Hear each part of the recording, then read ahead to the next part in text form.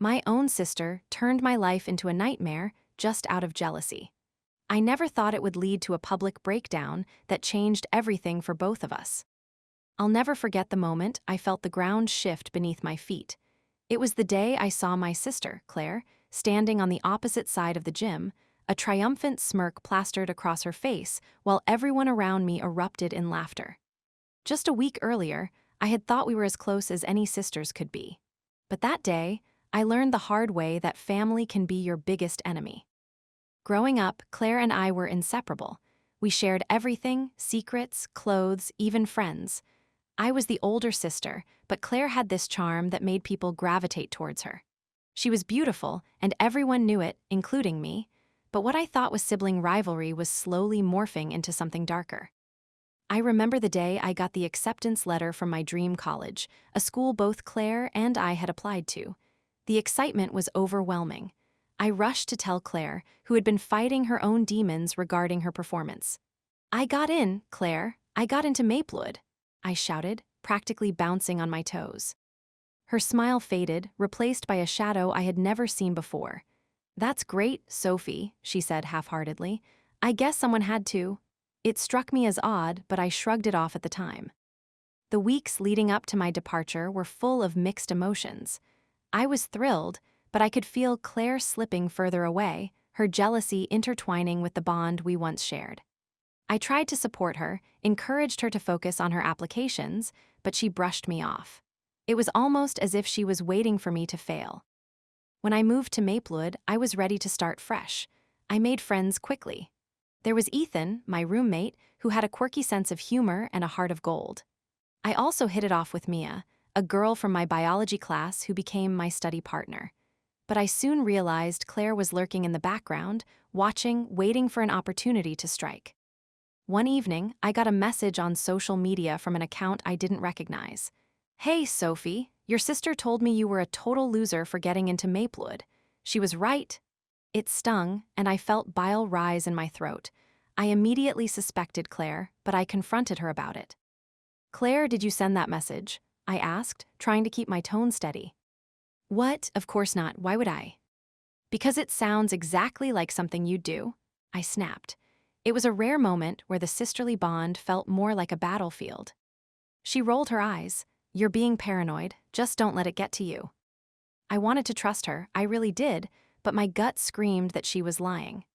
The atmosphere grew thick with tension, and as days turned into weeks, I could feel my confidence crumbling.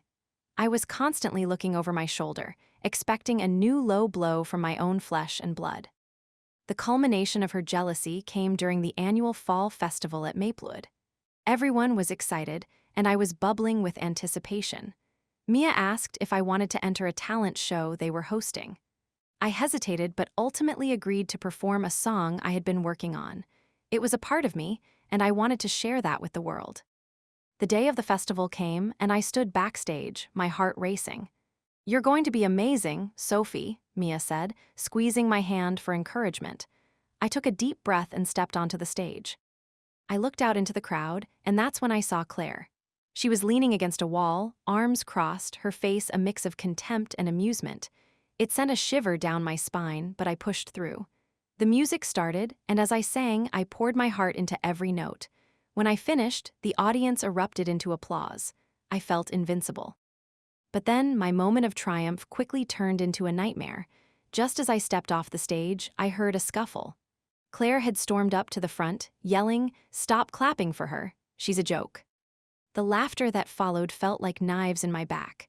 My body went cold as I processed her words. She had brought a group of friends, people I barely knew, all of them laughing and egging her on. I stood there frozen, feeling like I was suffocating. "Claire, what are you doing?" I shouted, my voice shaking. "Just telling the truth," she spat, her face twisted in anger. "You think you're better than everyone because you got in? Newsflash, nobody cares." The crowd fell silent, and I could feel every pair of eyes on me, waiting for my reaction. I turned to Mia, who was staring at me, horrified. "Sophie, just walk away," she whispered, but I felt the need to defend myself. "Stop it, you're being insane," I yelled back, my heart racing. Instead of backing down, Claire stepped closer, her friends cheering her on. "I'm sorry, did you think you were special? You're just a wannabe." Those words echoed in my mind, making it harder to breathe. I could feel the heat rising in my cheeks. I was embarrassed, humiliated, and I fought the urge to cry. But deep down, I knew this was more than just a public spat. It was the culmination of months of manipulation and jealousy, and everyone was witnessing it unfold. And then it happened. In a moment of pure emotion, I shouted, "You're pathetic, Claire. You're just mad because I'm living my dream while you sit at home wallowing in your jealousy." The silence that followed was deafening. Claire's expression shifted, she looked genuinely hurt for the first time. But instead of backing off, she glared at me with venom. "Watch your back, Sophie," she said, her voice low and dangerous. "You won't get away with this." With that, she turned, and her group of friends scurried after her, leaving me standing in front of a crowd that had just witnessed the rawest part of our family drama. I felt the weight of shame and anger, and for the first time, I realized this wasn't just a fight between sisters. This was war. The aftermath was chaotic. I had friends comforting me, but the atmosphere felt charged with tension. The fallout didn't just end there, it spilled over into social media and campus gossip. I had never felt so alone, and I could feel my sister's dark shadow looming over me. As things escalated with Claire, I knew I had to find a way to fight back. Not just for myself, but for everything she had taken from me. Each day felt like a test. I'd wake up, the sun spilling through my curtains, and for a brief moment, I'd think maybe it was all just a bad dream. But then reality would hit like a heavy weight in my chest. I could still hear the echoes of Claire's words, watch the betrayal in her eyes. I started to dread going to class, knowing that whispers would follow me like a dark cloud. Every laugh, every glance from classmates felt laced with judgment. I had gone from being the girl whose voice everyone admired to the subject of ridicule overnight. It was suffocating. Every social media notification sent my heart racing. I knew Claire was out there, spinning tailies and twisting truths, painting me as the villain. I could almost hear her laughter, the way it wrapped around the words she wrote, infecting the minds of those who once supported me. Mia was trying her best to shield me, but even she felt the sting of the fallout. "Don't let her get to you, Sophie," she would say, her eyes filled with concern, but I could see the doubt creeping in. Claire had always been a master manipulator, and her anger was a wildfire that threatened to consume everything in its path. The days dragged on, and the weight of this feud weighed heavier than I ever imagined it could. I felt lost in a sea of doubt, trying to navigate a world that suddenly felt hostile. I had always thought of my sister as my greatest supporter, but now, with each passing moment, I felt the distance between us widen. It was unbearable. The anger I felt toward Claire morphed into a strange kind of grief. The sister I once adored was now a stranger, and that loss carved a deep chasm in my heart. I found solace in music, pouring my feelings into lyrics, composing melodies that reflected my turmoil. It was cathartic to lose myself in the notes, to drown out the noise of the world around me. I wrote about betrayal, the feeling of being pushed to the brink, the loneliness that gnawed at my spirit. Music became my refuge, a sanctuary where I could wrestle with my emotions without judgment. But even as I came to terms with my pain, the thought of confronting Claire again loomed over me like a dark specter. 2 weeks after the incident, I received an unexpected message from Claire. My heart raced as I opened it, half expecting a taunt or some cruel remark. Instead, she wanted to meet. The invitation felt like a trap, a deceitfully smooth path leading to more turmoil. I stared at the screen, torn between fear and curiosity. I couldn't shake the feeling that whatever she had to say would only deepen the wounds, but a part of me yearned for resolution. I wanted to understand why she was acting this way, why she had chosen to destroy what we had. When the day of our meeting arrived, a heavy dread settled in my stomach. I felt like a soldier walking into battle without armor. We agreed to meet at a cafe downtown, the same one we used to visit after school as kids. I hoped it would evoke some nostalgia, a flicker of the bond we once had. As I sat there, waiting at a small table in the corner, I almost felt naive, hoping that maybe this would be a chance to mend what was broken. But as Claire walked in, her presence made the air feel thick with tension. She approached me slowly, her expression unreadable. I could see the range of emotions flickering in her eyes: anger, sadness, regret.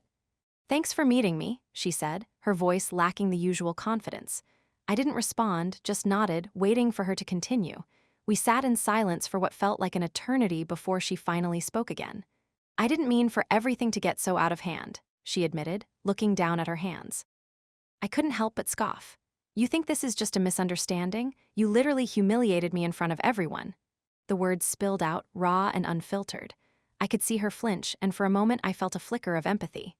I know, she said quietly, her gaze finally meeting mine. I guess I'm struggling, Sophie. You've always had this dream, and I've always been in your shadow. It felt like I was losing you, and I didn't know how to deal with it. Her confession hit me like a punch. It was unexpected, a moment of vulnerability amidst the chaos she had created. I could see it clearly now. Claire's jealousy had morphed into rage, twisting into something ugly. But that doesn't justify what you did, I replied, my voice trembling. You could have talked to me, asked for my support instead of tearing me down. Tears welled up in her eyes as she nodded. You're right, I let my jealousy take control and I hurt you. I'm so sorry. Part of me wanted to forgive her right there, to let go of the anger and bitterness that had consumed me for weeks. But the other part, the part that felt so deeply wounded, couldn't just forget. You have to understand, Claire, it's not just about you being jealous. You crossed a line. Her shoulders slumped, and I could see the facade of strength shatter. I know I did, she whispered, choking on her own tears. I don't want to fight anymore. I miss you, Sophie. As the words hung in the air, I felt the walls I had built start to tremble. But could I trust her?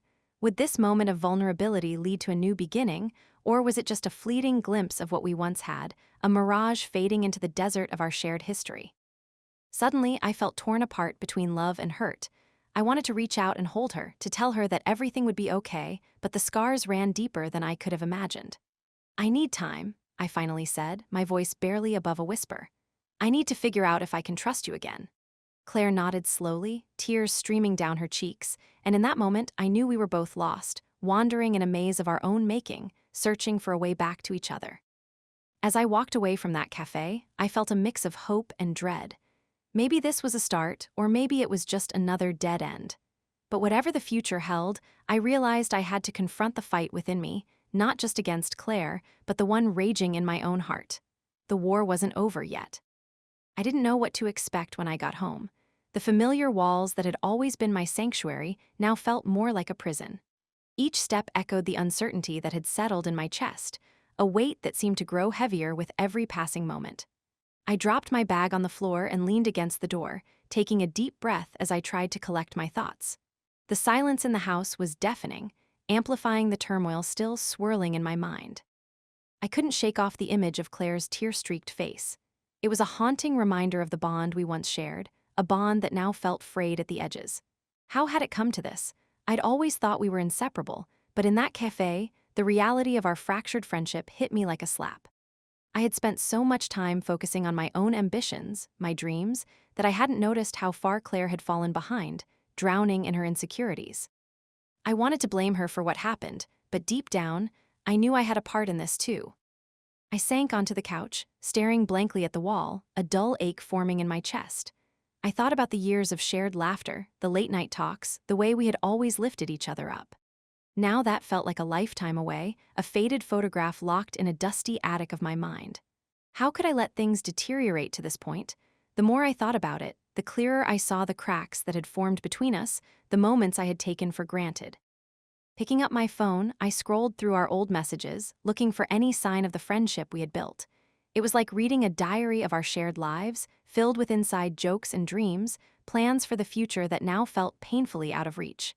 I hesitated, contemplating whether to reach out. Part of me wanted to send her a message, to bridge the chasm that had opened up, but the other part insisted on caution. Trust, once broken, was hard to restore. I finally decided to put the phone down, knowing that a premature message wouldn't solve anything. I needed space, both for me and for Claire.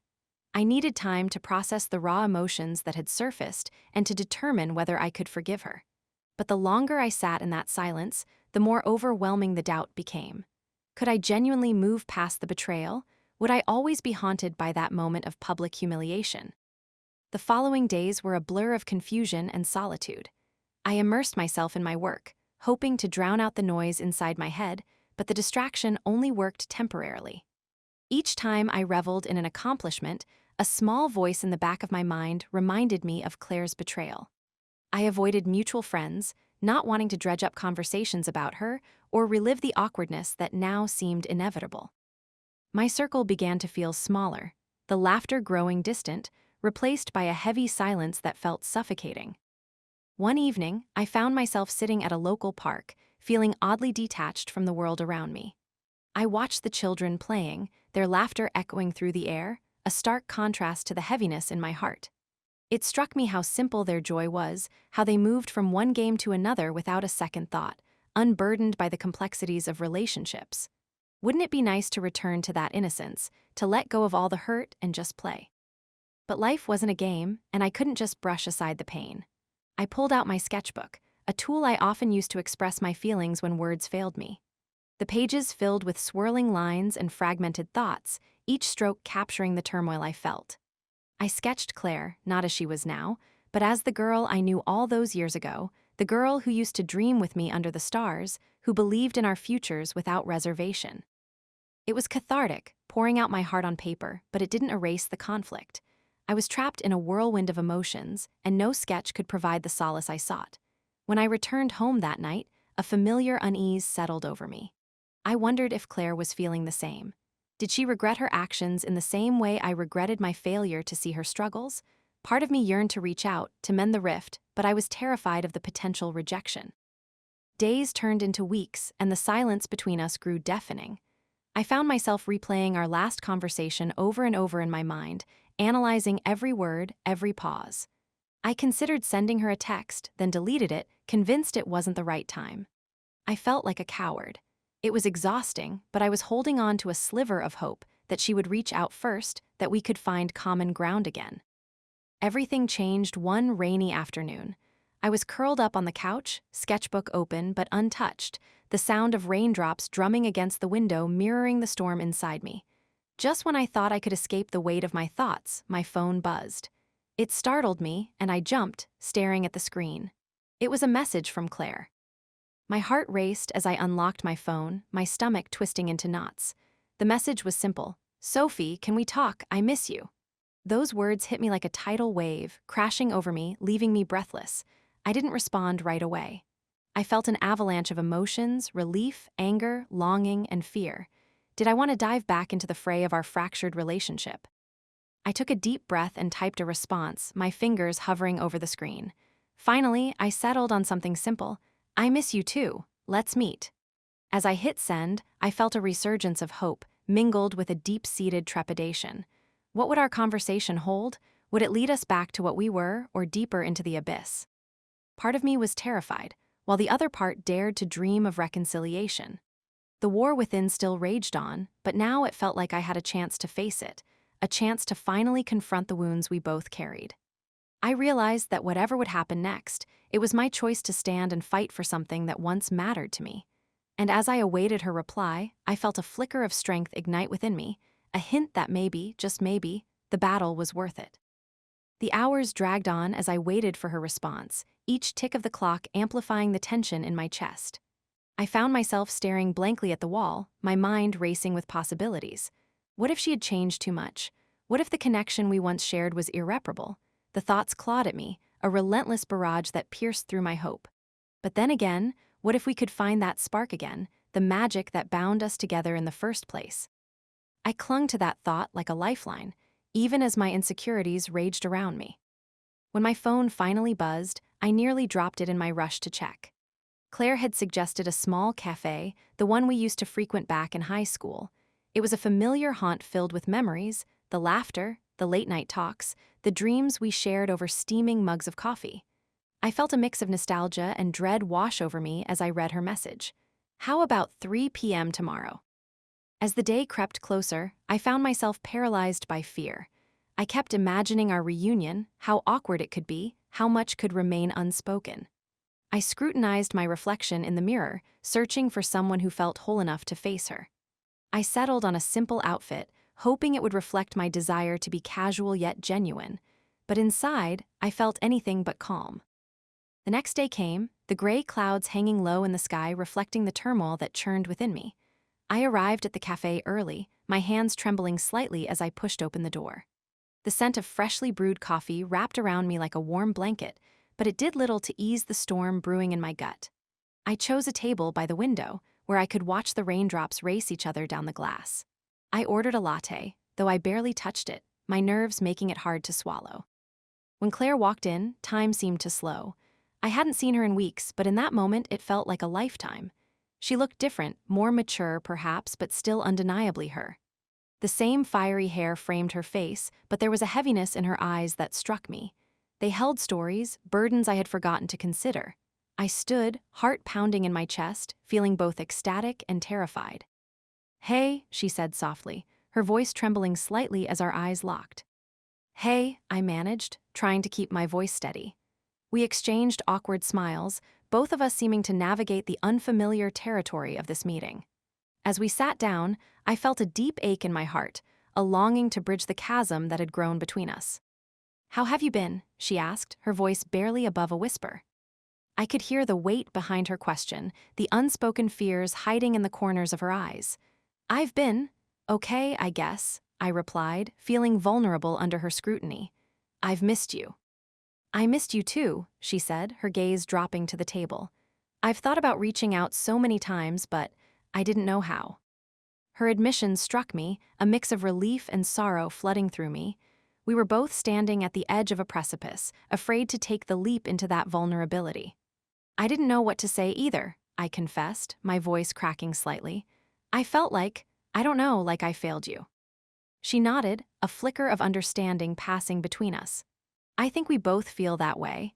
It was so hard for me to watch you from a distance, knowing the things I was struggling with. I kept thinking you wouldn't understand." "But I would have been there for you," I protested, the frustration bubbling up. "I wish you had let me in." "I know," she said, her eyes filling with tears. "I wish I could turn back time. I didn't know how to ask for help." The vulnerability in her voice pierced through the layers of resentment and hurt I had built up around my heart. It was revealing a truth I had long ignored, the reality that we had both been lost, disconnected, each carrying our own burden, too wrapped up in our pain to notice the other. "What happened to us?" I asked, my voice barely above a whisper, feeling the gravity of the question. Her gaze turned distant, and I could see the memories flashing behind her eyes like a film reel.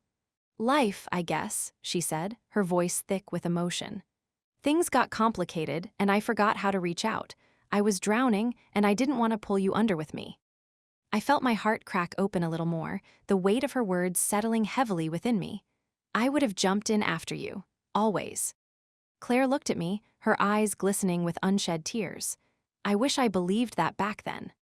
As we sat there, the silence enveloping us like a shroud, I realized that we couldn't undo the past. But maybe, just maybe, we could begin to untangle the mess we had made.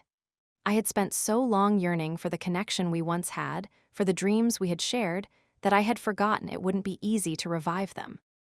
"Can we start over?" I asked, my voice steady despite the tremor in my heart. "Can we try to be friends again?" A smile broke through her pain, fragile but beautiful. "I would love that." As we spoke, we started to shed the weight of our silence, weaving through the intricacies of our lives since we last met. I poured out my fears and regrets, and Claire shared her own tangled web of emotions, revealing pieces of her life I had never known. Each word pulled us closer, like magnets drawn together despite the distance that had formed. But in the depths of my heart, I couldn't help but wonder if we could really mend what had been broken. There was so much pain buried beneath the surface, so much we needed to unpack, and I feared that once we started, it might pull us apart again. I felt the chasm between us still, a reminder of the history we carried, but there was hope flickering like a candle in the darkness. Our conversation stretched on, weaving through laughter and tears, through shared memories and newfound realizations, each moment pulling us nearer to the truth we had lost sight of. As the cafe began to empty around us, I felt a sense of liberation, a catharsis that lifted a weight I hadn't fully acknowledged I was carrying. We still had a long way to go, but for the first time in what felt like forever, I sensed that we were both willing to walk that path together. As we prepared to leave, Claire reached for my hand, squeezing it lightly. "Sophie, thank you for being here." I met her gaze, feeling the connection spark once more. "No matter what happens, I'm here. I always will be." And as we stepped back into the fading light of the evening, I felt a strange blend of hope and fear swirl inside me. The world outside seemed to have shifted, as if the air had thickened with possibility. But I was acutely aware that hope can be a fragile thing, a flickering flame that can be easily snuffed out by the winds of reality. We walked side by side, the silence between us now filled with an unspoken understanding, a yearning to bridge the gap that had formed over the years. The streets were alive with the sounds of laughter and chatter, yet I felt cocooned in our own little bubble, insulated from the chaos around us. As we reached the park, I suggested we sit on a bench where the memory of our laughter still lingered. It felt like a pilgrimage to a shrine of our shared past, a place where we could both navigate the landscape of our emotions together. I was surprised by how right it felt to be there, as if every moment leading up to this had been preparing us for this reconciliation. Claire sat beside me, her presence serving as a balm to the wounds that had festered for too long. I wanted to reach out, to hold her hand again, but I hesitated, fearful that any misstep could send us tumbling back into the abyss.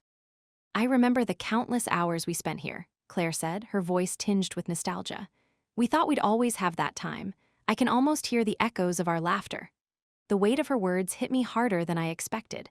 I felt the lump in my throat swell as I recalled those carefree days where our biggest concern was what flavor of ice cream to choose.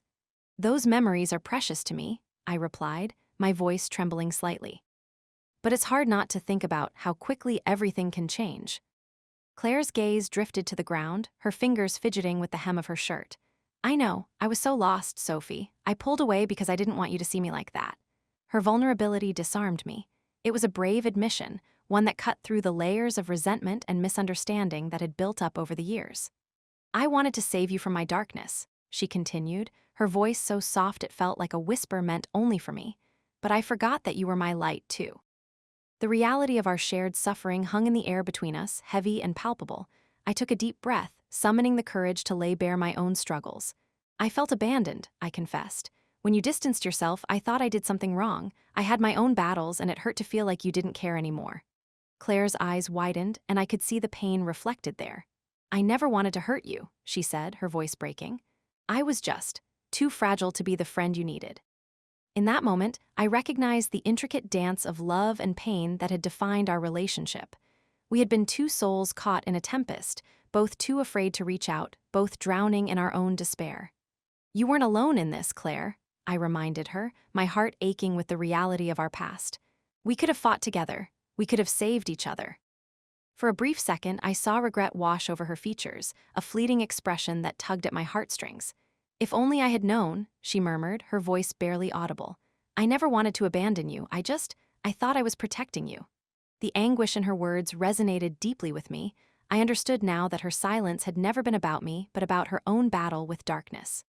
"It's okay," I said, my voice steady despite the storm of emotions brewing within me. "We can't change what happened, but we can change how we move forward." Her eyes met mine, and I felt the weight of our shared past shift, as if a small crack had formed in the wall that had separated us for so long. "What if the damage is too deep?" she asked, her voice tinged with vulnerability. "What if we can't break through the hurt?" I took a moment to gather my thoughts, knowing that the answer wouldn't come easy. "What matters isn't the pain we've endured, but how we choose to heal from it," I replied, my heart racing. "We can't erase the past, but we can choose to be better, for ourselves and for each other." The silence that followed was thick with the weight of possibility. I could sense the hope flickering between us, but I also felt the shadows of doubt lurking at the edges. I knew this journey wouldn't be easy. We had so much to unpack, so many layers of pain and misunderstanding to sift through. But sitting there, I couldn't shake the feeling that we were at a pivotal crossroads. We had the chance to redefine what our friendship could be, to build something new from the ashes of our lost connection.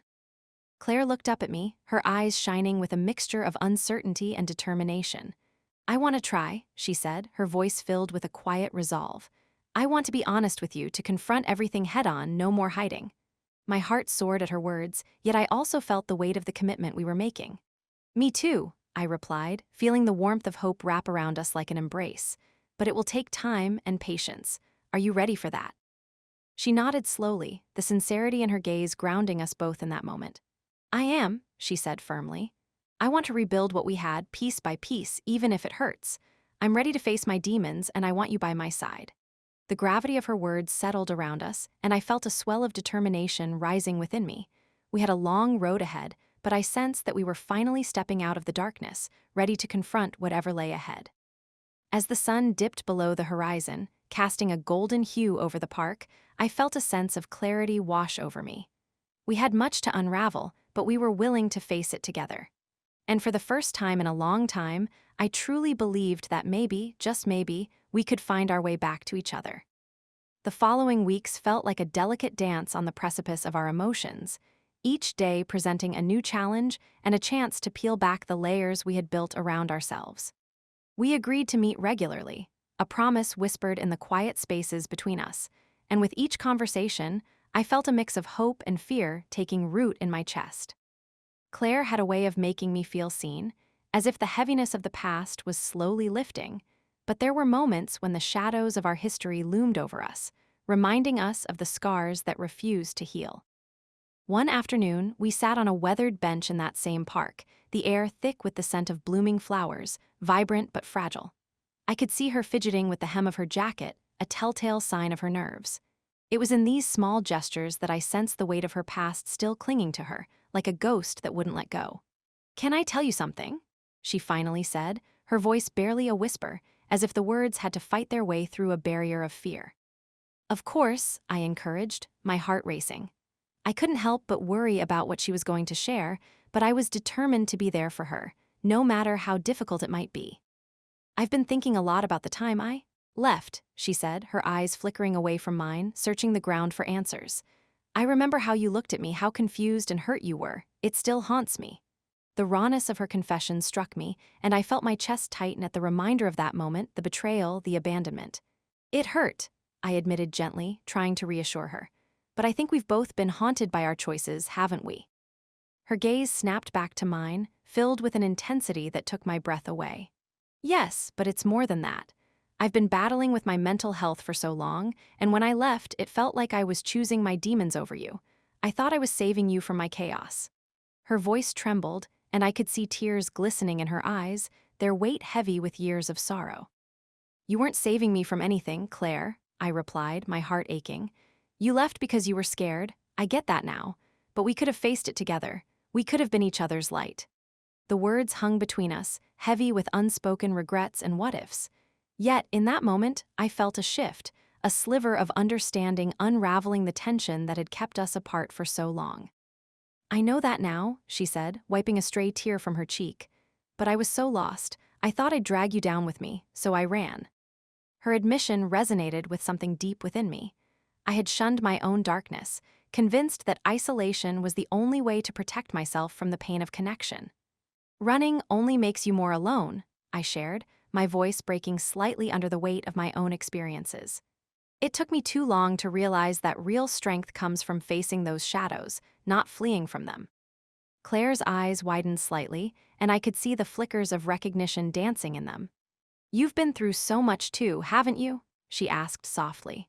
Her voice was tinged with a mix of empathy and sorrow, and I felt an urge to reveal my own struggles, to open the door just a bit wider between us. "It hasn't been easy," I confessed, feeling the vulnerability seep through my words. "There were times when I lost sight of who I was, times when I wished I could just vanish. But I learned that it's okay to not be okay." We sat in silence for a moment, the weight of our shared confessions painting a new landscape of understanding around us. I could almost hear the unspoken promises swirling in the air, promises of honesty, of facing our demons together, of trying to heal. "I thought I could never forgive myself for leaving," Claire said, her voice trembling again, "but I want to try. I want to know who we can be as friends again, if that's even possible." I took a deep breath, knowing that forgiveness was a complex, messy process. "We can only take it one step at a time," I replied, feeling a sense of warmth creeping into my heart. "We have to be patient with each other, with ourselves." "Patience," she echoed, her eyes searching mine for reassurance. "That sounds like a good start." As the sun dipped lower in the sky, casting a warm glow around us, I felt a surge of hope rising within me. The road ahead was still fraught with uncertainty, but I sensed that we were beginning to build a bridge over the chasm that had divided us for so long. Each conversation peeled back a layer of misunderstanding. Each moment together rekindled the spark of our old friendship.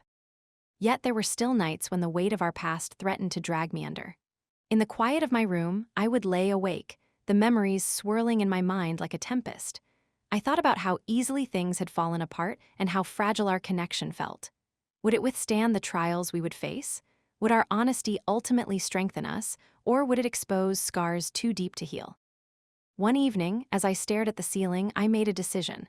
I had to be brave, not only for Claire but for myself as well.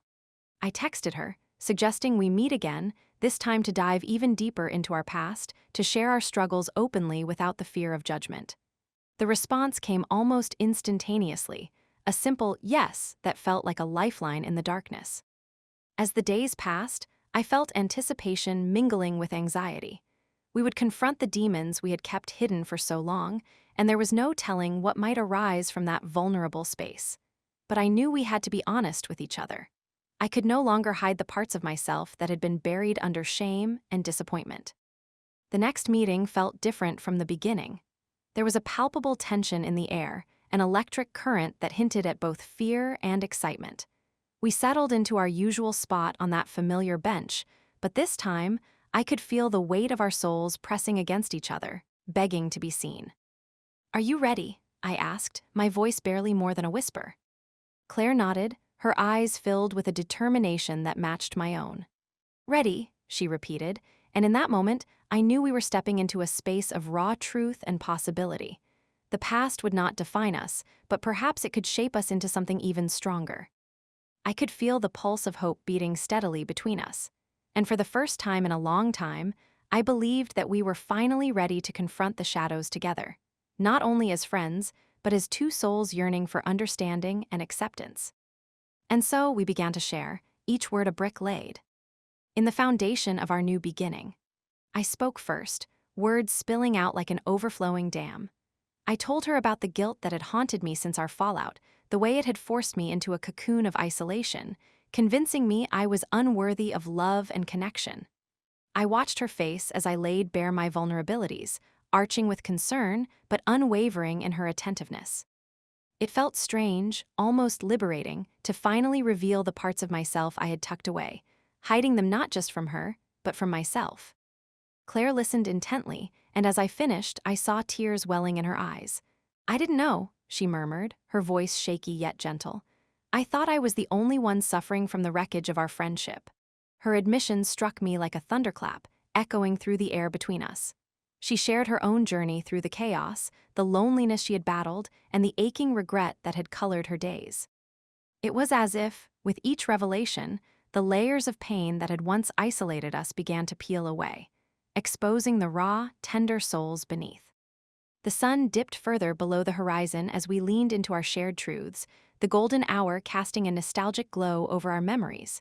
It felt as if the universe was witnessing our transformation, offering its silent support. "Do you remember the summer we spent at the lake?" Claire asked, her voice softening as the warmth of the memory enveloped us. I smiled, the corners of my mouth lifting in response. I remembered the laughter, the way the water sparkled like diamonds in the sunlight, and how we had made promises to be there for each other no matter the storm's life threw our way. "Yes," I replied, nostalgia thickening my voice. "We were invincible back then." That was before the fall, before the misunderstandings had spiraled into something so damaging that I had questioned if we would ever find our way back. We took a moment of silence, allowing the weight of our shared history to settle around us, our laughter mingling with the bittersweet taste of loss. But then, just as easily as the light faded, darkness loomed. "Do you think we can really mend what's been broken?" Claire asked, a tremor in her voice suggesting a deep-rooted fear. The question hung in the air, heavy and daunting. I felt the urge to reassure her, to promise that everything would be fine, but I hesitated. Instead, I chose to be honest, to reflect the uncertainty we both felt. "I want to believe we can," I admitted, my heart racing. "But I know it's a journey, and it won't be easy." She nodded, her expression shifting from vulnerability to determination. "I'm willing to take that journey with you, no matter how rocky it might get." Hearing that ignited a spark within me, a flame of hope that dared to flicker against the shadows of doubt. "Me too," I breathed, surprised at how those simple words felt like a vow, a commitment to work through the pain together. Our conversation shifted as we began to discuss what we needed from each other moving forward.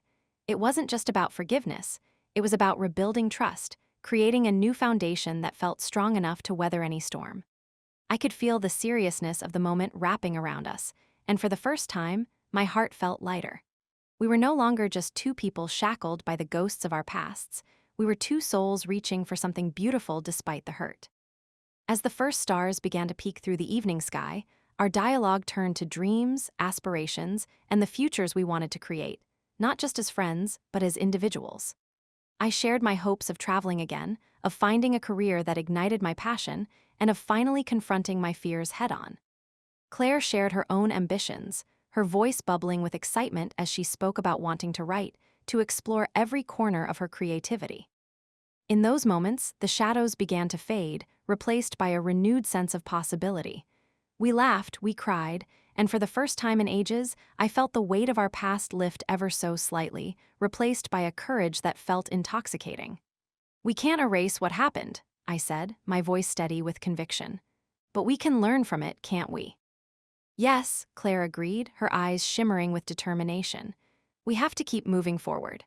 There was a palpable shift in the air between us, a sense of resolution that made my heart race. The journey of healing wouldn't be linear. There would be setbacks, moments of uncertainty, and times when the past would rear its ugly head. But we were both willing to fight for something meaningful, for a friendship that would evolve, adapt, and ultimately thrive. As the sun finally disappeared beneath the horizon, the cool night air wrapped around us like a comforting blanket, encompassing our shared hope and commitment. We stood up from the bench, shoulders brushing as we walked side by side, a reminder of how far we had come. "Together, then," I whispered, feeling an overwhelming rush of gratitude for the courage it had taken to reach this point. "Together," she echoed, and I knew in that moment that we were no longer defined by the fractures of our past, but by the resilient bond we were actively rebuilding. The road ahead would undoubtedly be challenging, but for the first time in a long time, I could see the beauty in the uncertainty, the richness of our shared journey. And as we walked into the night, our hearts open and our spirits intertwined, I finally felt a sense of peace settle within me. It was a quiet acceptance that while the past had shaped us, it did not have to dictate our future. With every step, I felt lighter, as if I were shedding the weight of years spent in isolation, ready to embrace whatever lay ahead.